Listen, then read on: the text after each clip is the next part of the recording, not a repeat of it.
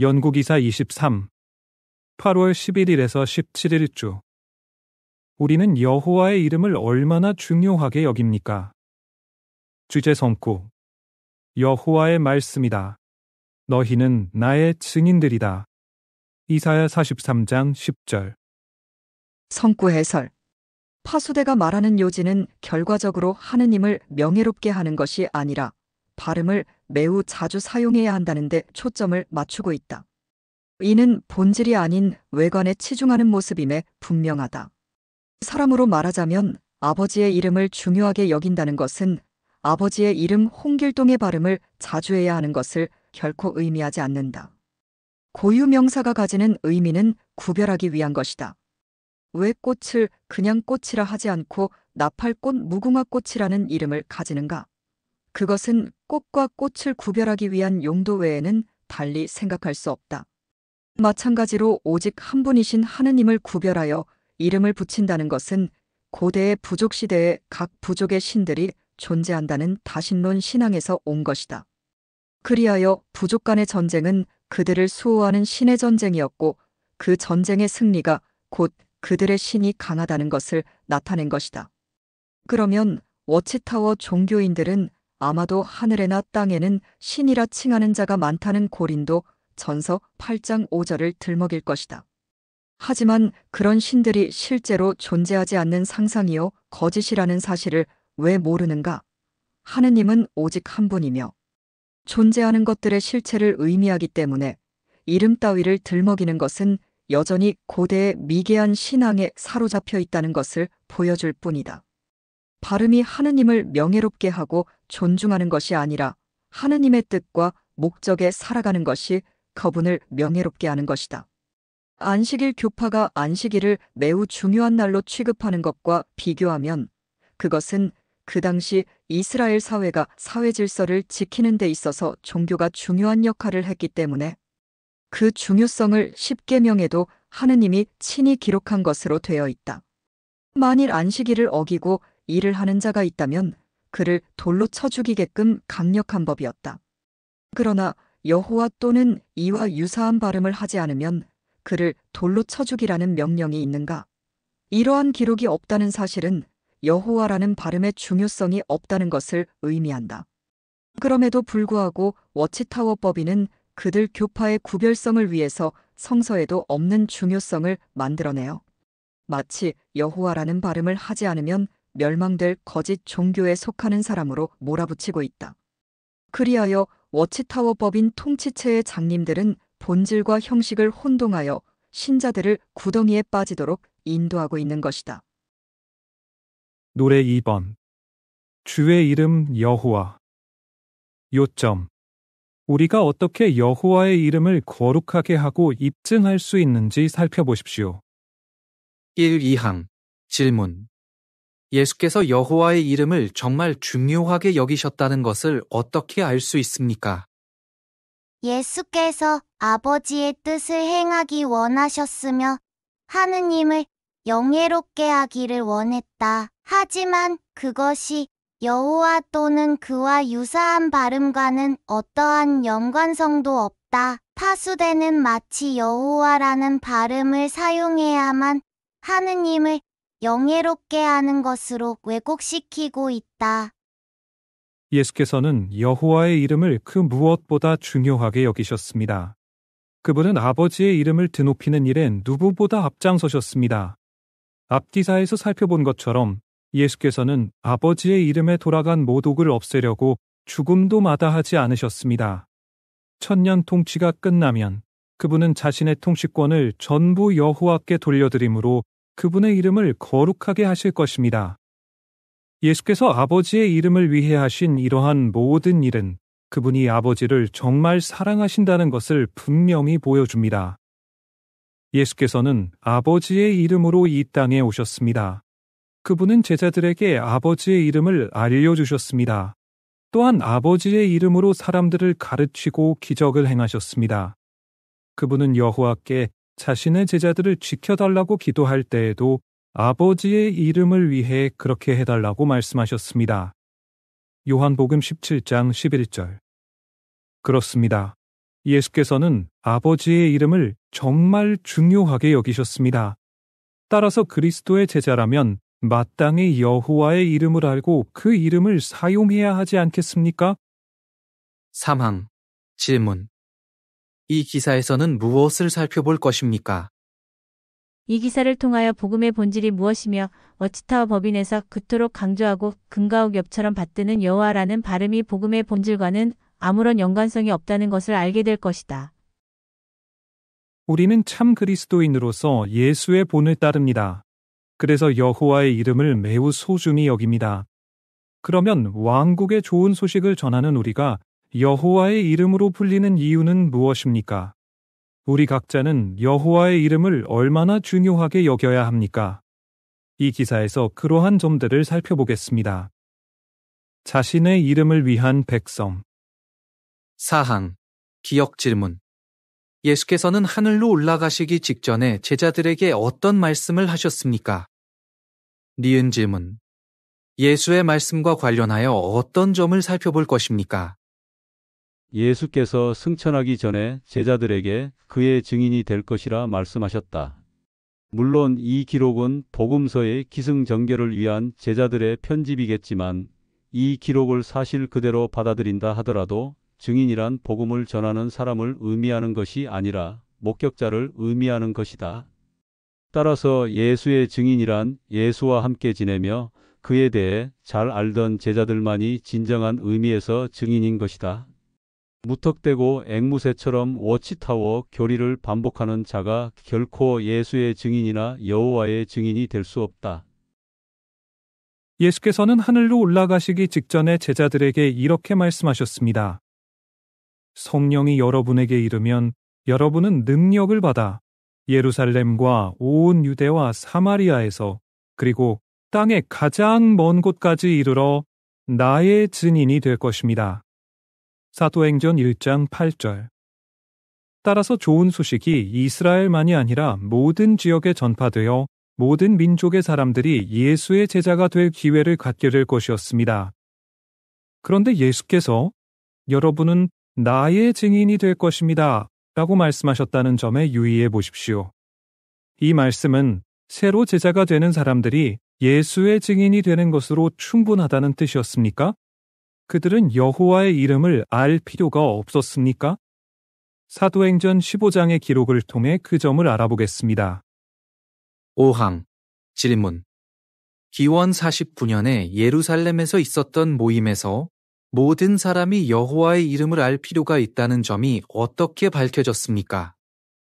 기원 49년이라는 연도도 워치타워의 독단적인 셈법일 뿐더러 당시에 있었던 사람들이 발음을 알 필요가 있다는 주장은 완전한 독단이다.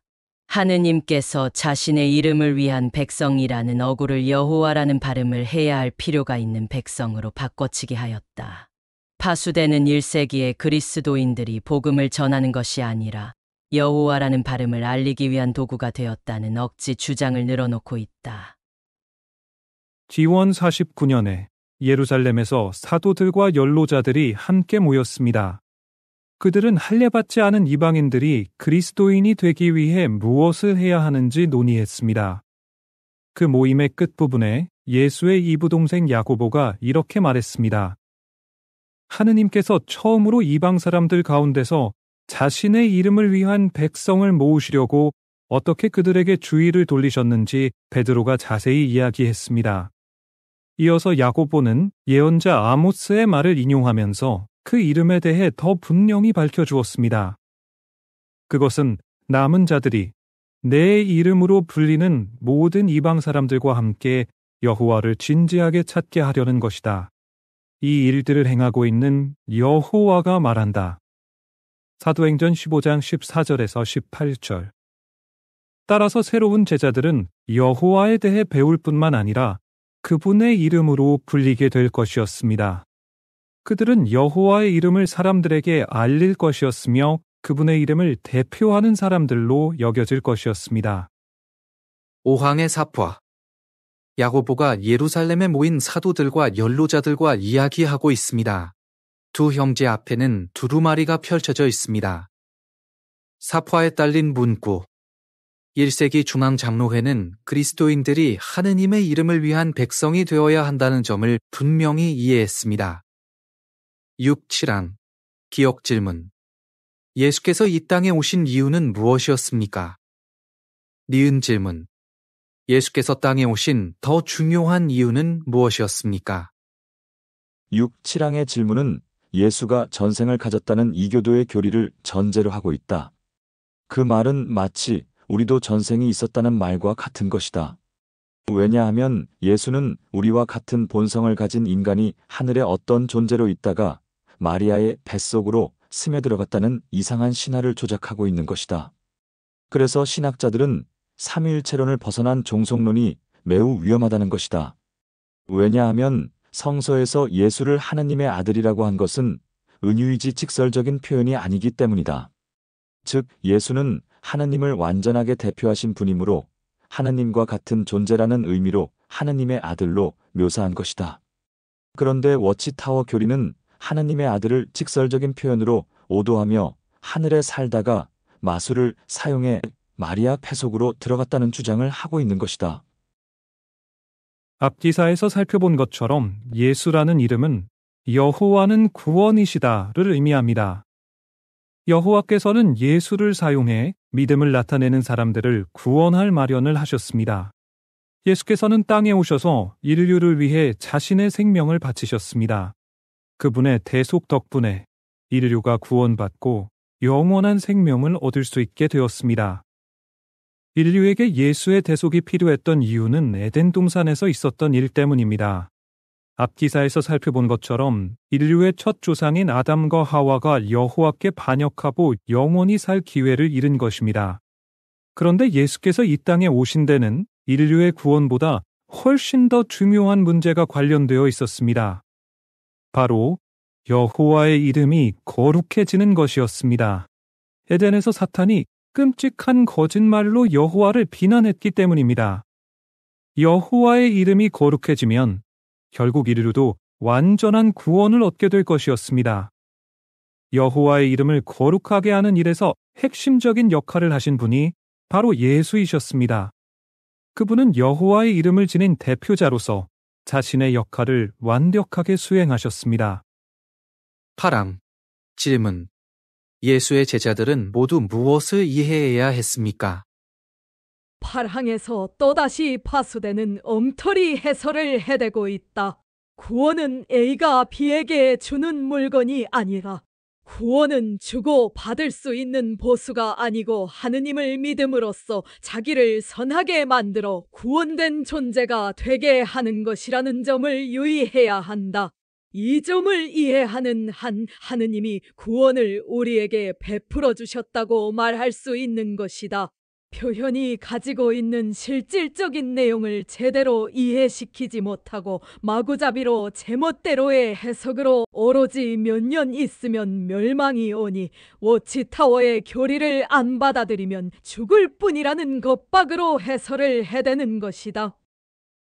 유대인이든 이방인이든 예수의 제자들은 모두 자신들에게 구원을 주시는 분이 예수의 아버지 여호와 하느님이시라는 점을 인정해야 했습니다. 그들은 예수와 마찬가지로 여호와의 이름으로 불릴 것이었습니다. 또한 그들은 여호와의 이름이 거룩해지는 것이 얼마나 중요한 일인지 이해해야 했습니다. 그것은 그들의 구원이 달려있는 중요한 문제였습니다. 따라서 예수의 충실한 제자들은 모두 예수뿐만 아니라 여호와에 대해서도 배울 필요가 있었습니다.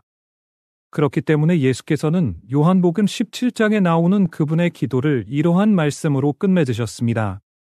저는 그들에게 아버지의 이름을 알려주었고 또 알려주겠습니다. 그것은 아버지께서 저를 사랑하신 사랑이 그들 안에 있게 하고 제가 그들과 함께하기 위한 것입니다. 요한복음 17장 26절. 너희는 나의 증인들이다. 9항 질문. 예수의 제자라면 여호와의 이름을 어떻게 여겨야 합니까? 예수의 증인이라는 말과 마찬가지로 이사야 43장 12절에서 여호와의 증인이라는 말은 하느님께서 당시 이스라엘 백성에게 베푼 여러 가지 이적이나 은혜를 목격한 사람들이는 뜻이 포함된 것이다. 따라서 오늘날 워치타워 종교인들은 결코 여호와께서 이스라엘에게 베푼 이적이나 은혜를 목격한 증인이 될 수 없는 것이다. 지금까지 살펴본 것처럼 예수의 참 제자라면 누구나 여호와의 이름을 거룩하게 하는 일에 관심을 가져야 합니다. 그들은 여호와의 이름을 그 무엇보다도 중요하게 여겨야 합니다. 그리고 그 점을 행동으로 나타내야 합니다. 그러면 사탄이 제기한 비난이 거짓말임을 증명하고 여호와의 이름을 거룩하게 하는 일에서 우리는 어떤 역할을 합니까? 10항 질문. 이사야 42장에서 44장에는 어떤 내용이 나옵니까? 이사야 42장에서 44장을 통하여 미개인들은 신의 존재를 매우 뛰어난 인간 영웅이나 위력 있는 왕 같은 존재라고 생각하였기 때문에 기적과 같은 특별한 현상이 나타날 것을 요구하였다는 것을 보여준다. 그러나 신이란 존재하는 것들의 실체를 의미하는 것이지 결코 초월적 능력을 가진 인간과 같은 존재물을 의미하는 것이 아니라는 사실을 새길 필요가 있다. 따라서 신의 존재를 기적을 일으킴으로써 증명할 수 있다는 생각은 미신적인 것이다.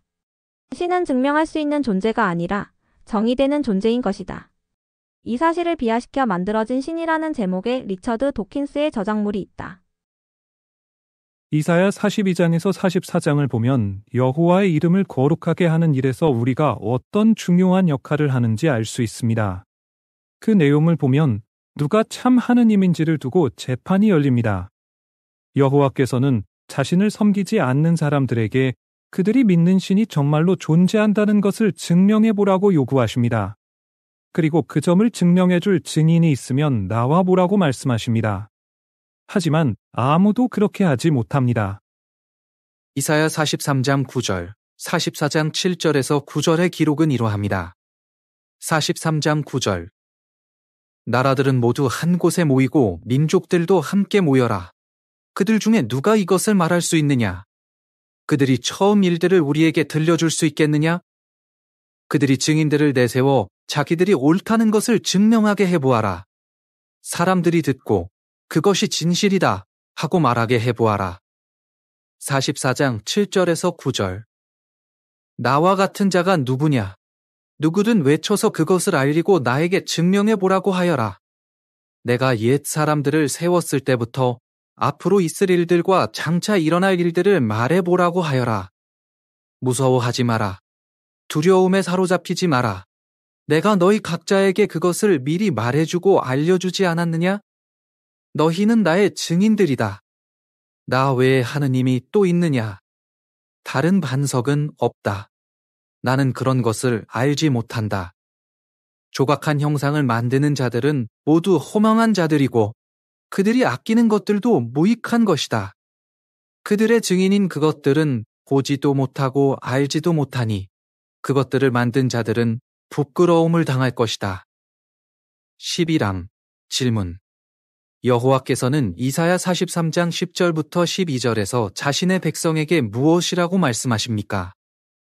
인용된 이사야서는 목격자들이 누구인가를 묻고 있다. 증인이란 목격자를 의미하는 것이다. 당시 이스라엘 백성은 여호와의 놀라운 이적들을 목격했기 때문에 그들을 나의 증인이라고 불렀던 것이지. 동네방네 다니면서 또는 전시대에 마네킹처럼 서서 홍보활동을 하는 사람을 증인이라 부르지 않았다는 점에 주의할 필요가 있다. 이사야 43장 10절에서 12절의 기록은 이러합니다. 여호와의 말씀이다. 너희는 나의 증인들, 내가 선택한 나의 종이다. 이는 너희가 나를 알고 믿으며 내가 한결같은 이인 줄 깨닫게 하려는 것이다. 나 이전에 지음을 받은 하느님이 없었고 나 이후에도 없었다. 바로 내가 여호와이다. 나 외에는 구원자가 없다. 너희 가운데 이방신이 없을 때에 바로 내가 일러주었고 구원하였고 알려주었다. 그러므로 너희는 나의 증인들이다. 여호와의 말씀이다. 나는 하느님이다. 여호와께서는 자신의 백성에게 이렇게 말씀하십니다. 너희는 나의 증인들이다. 나는 하느님이다. 여호와께서는 그들에게 이렇게 질문하십니다. 나 외에 하느님이 또 있느냐? 이사야 44장 8절. 따라서 우리에게는 그 질문에 대답할 수 있는 놀라운 영예가 있습니다. 우리는 여호와의 증인으로서 그분이 유일한 참 하느님이시고 그 누구보다 영광스러운 이름을 갖고 계신다는 점을 말로 증언하고 행동으로도 나타냅니다. 우리는 사탄이 어떤 압력을 가하더라도 여호와를 정말 사랑한다는 것을 나타내고 그분께 충성스럽게 고착합니다. 그렇게 함으로 여호와의 이름을 거룩하게 하는 데 기여합니다. 11항의 사파. 전 세계에서 형제자매들이 여호와의 이름을 거룩하게 하는 일에 참여하고 있습니다. 천사들이 그 위를 날아다니고 있습니다. 첫 번째 사파에서는 한 부부가 전시대 봉사를 하고 있습니다. 두 번째 사파에서는 한 청소년 자매가 학교 친구에게 JW.org 소개 카드를 주고 있습니다. 세 번째 사파에서는 한 형제가 대중교통을 이용하면서 옆에 앉은 남자에게 증거하고 있습니다. 네 번째 사파에서는 수갑이 채워진 한 형제가 복면을 쓴 요원들에게 끌려가고 있습니다. 다섯 번째 사파에서는 병원 침대에 누워있는 한 자매가 의사에게 피에 대한 자신의 입장을 설명하고 있습니다. 사파에 딸린 문구. 우리는 비유적인 재판에서 여호와의 증인으로 서 있습니다. 우리는 여러 가지 방법으로 그분에 관해 증언합니다. 12항. 질문. 이사야 40장 3절, 5절의 예언은 어떻게 성취되었습니까? 1세기 예수의 제자들은 여호와의 길을 예비하는 자를 침례자 요한으로 보았다는 것이지. 어느 누구도 이사야의 예언이 침례자 요한이라는 것을 증명할 수 없다. 스스로의 해석을 증명이라고 보는 것은 증명이 아니라 순한 논리의 오류다. 이사야는 여호와의 길을 닦을, 각주에 따르면 준비할 누군가가 올 것이라는 점도 예언했습니다. 이사야 40장 3절. 그 예언은 어떻게 성취되었습니까? 침례자 요한이 예수보다 먼저 와서 예수의 길을 준비했을 때 성취되었습니다. 예수께서는 여호와의 이름으로 오셨고 여호와의 이름으로 말씀하셨기 때문에 사실상 요한은 여호와의 길을 준비한 것입니다. 이사야는 이어서 이렇게 말했습니다. 여호와의 영광이 나타날 것이다. 이사야 40장 5절. 이 예언은 어떻게 성취되었습니까? 예수께서는 땅에 오셔서 여호와의 대표자로서의 역할을 완벽하게 수행하셨습니다. 따라서 그것은 마치 여호와께서 친히 이 땅에 오신 것과 같았습니다. 13항. 질문. 어떻게 예수를 본받을 수 있습니까? 하느님의 대리자라는 사실을 그 누구도 분명히 증명할 수 없다. 다만 대리의 법률적 효과는 본인에게 귀속되는 것이므로 책임이 따르지만 인간이 하느님의 대리라고 주장하는 것은 증명할 방법이 없으므로 오로지 그의 생애 전체가 얼마나 올곧고 선을 행하였는가로 가름될 뿐이다. 따라서 예수께서는 그가 죽을 당시에 옆에 지키던 병사의 말처럼 진정한 하느님의 아들이었다는 사실은 오로지 의에 대한 일관된 충절로서만 입증될 수 있는 것이다. 우리는 여호와의 이름을 드높임으로 예수를 본받습니다. 예수처럼 우리도 여호와의 증인으로서 그분의 이름을 지니고 있습니다. 우리는 만나는 모든 사람에게 여호와께서 하신 놀라운 일들을 알립니다. 그런데 여호와의 증인으로서 우리의 역할을 다하려면 예수께서 여호와의 이름을 거룩하게 하기 위해 하신 일들에 대해서도 사람들에게 알려주어야 합니다. 예수께서는 여호와에 대해 증거하는 면에서 가장 뛰어난 분을 보이셨으며 우리는 그분을 본받습니다. 그러면 우리 각자는 또 어떤 방법으로 여호와의 이름을 중요하게 여긴다는 것을 나타낼 수 있습니까? 여호와의 이름을 중요하게 여긴다는 것을 나타내는 또 다른 방법. 14항. 질문. 여호와의 이름을 중요하게 여긴다는 것을 나타내는 한 가지 방법은 무엇입니까? 결국 파수대는 여호와라는 이름을 자랑하게 함으로써 발음에 비중을 두고 있다. 그들은 시도 때도 없이 여호와라는 발음을 함으로써 우리가 하느님의 이름을 존중한다는 것을 나타낸다고 주장하는 것이다. 이는 동네 방네 다니면서 자기 아버지 이름을 외치면 아버지를 존중한다는 것을 나타낸다고 주장하는 것에 다름 아니다.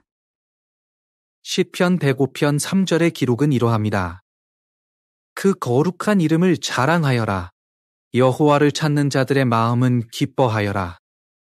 여호와의 이름을 자랑하십시오. 우리가 여호와의 이름을 자랑하면 여호와께서 매우 기뻐하십니다. 여호와 안에서 자랑한다는 것은 그분이 우리 하느님이시라는 사실에 자부심을 갖는 것을 의미합니다. 우리는 여호와의 이름에 영광을 돌리고 사람들에게 그분이 얼마나 멋진 분인지 알리는 것을 큰 영예로 여깁니다. 따라서 우리가 여호와의 증인이라는 사실을 직장 동료나 학교 친구나 이웃 사람들에게 알리기를 결코 주저하지 않습니다. 사탄 마귀는 우리가 사람들에게 여호와의 이름을 알리는 것을 막으려고 합니다. 그뿐 아니라 사탄과 그의 거짓말을 퍼뜨리는 자들은 사람들이 여호와의 이름을 잊기를 바랍니다. 하지만 우리는 여호와의 이름을 사랑하기 때문에 온종일 그 이름을 찬양하며 기뻐합니다. 15항 질문. 여호와의 이름을 부른다는 것은 무엇을 의미합니까? 여호와의 이름을 부르면 구원을 얻는다는 말이나 예수의 이름을 부르는 자는 구원을 얻는다는 말은 그를 의지하며 삶의 기준으로 삼아 그와 같은 인격을 가짐으로써 구원을 이룰 수 있다는 뜻이지.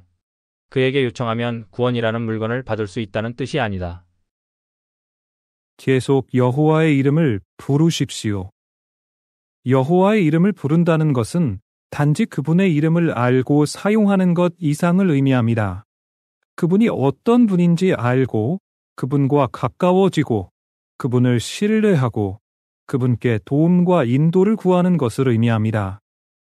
또한 우리는 사람들에게 여호와의 이름과 성품을 알림으로 그분의 이름을 부를 수 있습니다. 그러면서 우리는 사람들이 회개하여 여호와를 기쁘시게 하고 구원받도록 돕습니다. 16항 질문. 우리는 어떻게 사탄이 거짓말쟁이임을 증명할 수 있습니까? 어떤 삼자를 나쁘다고 증명하는 것은 우리가 접근해야 할 문제가 아니고 자기 자신이 올바르고 선한 사람이 되는 것만이 구원에 이를 수 있는 유일한 방법이다. 사탄을 도입하여 설명한 부분은 인간의 순수 이성의 틀로서 서로 반대되는 개념을 사용하는 것으로부터 쉽게 인식되는 방식이기 때문에 만들어진 가상적 교리의 틀에 불과한 것이다. 사탄이 거짓말쟁이임을 증명하는 것은 결코 핵심이 아니라 하느님의 존재와 정의를 이해하는 것이 필수적이다. 여호와의 이름을 위해 기꺼이 시련을 인내하십시오. 우리는 시련을 겪을 때에도 계속 충실히 여호와를 섬김으로 사탄이 거짓말쟁이임을 증명할 수 있습니다. 욥기 2장 4절에 따르면 욥 시대의 사탄은 여호와를 섬기는 사람들에 대해 다음과 같이 주장했습니다. 사람은 자기 목숨을 위해서라면 가진 것을 다 내놓기 마련입니다. 사람들이 편안할 때에만 여호와를 섬기고 어려움이 닥치면 그분께 등을 돌릴 것이라고 한 것입니다. 충실한 욥은 사탄의 주장이 전혀 사실이 아님을 증명했습니다. 욥처럼 우리도 사탄이 우리에게 어떤 어려움을 가져오든 결코 여호와께 등을 돌리지 않습니다. 그렇게 하여 사탄이 거짓말쟁이임을 증명합니다. 우리는 여호와께서 그분의 이름을 위해 우리를 지켜주실 것임을 온전히 확신합니다. 17항 질문. 여호와의 이름에 영광을 돌리는 한 가지 방법은 무엇입니까? 찬양은 마음에서 우러나오는 감사와 그분에게 모든 것이 귀속된다는 인식의 표현이다. 따라서 평소에 매우 하찮은 일에서부터 모든 것에 이르기까지 감사와 기쁨으로 받아들이려고 자신을 훈련해야 하는 것이다. 여호와의 이름에 찬양이 돌아가게 하십시오. 우리는 여호와를 대표하는 사람들로서 그분의 이름을 지니고 있습니다. 따라서 우리가 하는 모든 일은 그분의 이름에 찬양이 돌아가게 할 수도 있고 불명예가 돌아가게 할 수도 있습니다. 베드로전서 2장 12절의 기록은 이러합니다. 이방 사람들 가운데서 여러분의 행실을 훌륭하게 유지하십시오. 그러면 그들은 여러분이 잘못을 범한다고 비난하다가도 여러분의 훌륭한 행실의 목격 증인이 되어 하느님이 검사하시는 날에 그분께 영광을 돌리게 될 것입니다.